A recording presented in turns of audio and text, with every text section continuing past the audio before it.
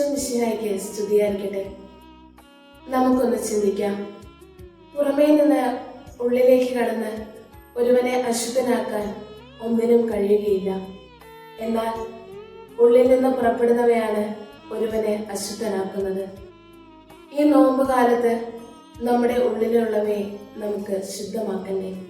ആന്തരികവും ബാഹ്യവുമായ വിശുദ്ധി കൊണ്ട് നാം നമ്മെ തന്നെ അലങ്കൃതമാക്കിയാലേ നമ്മിൽ നിന്നും ഈ പരിശുദ്ധി മറ്റുള്ളവരിലേക്ക് ഒഴുകും.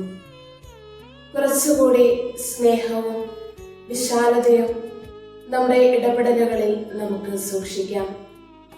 ധന്യൻ വിധേയത്തിൽ പിതാവ് ഇപ്രകാരം പറയുന്നു: സ്നേഹത്തിന്റെ ജീവിതമാണ് സ്വർഗം. അതെ, വിശുദ്ധിയും വിശ്വസ്തതയും കൊണ്ട് നമ്മുടെ ജീവിതം സ്വർഗതുല്യമാക്കാം.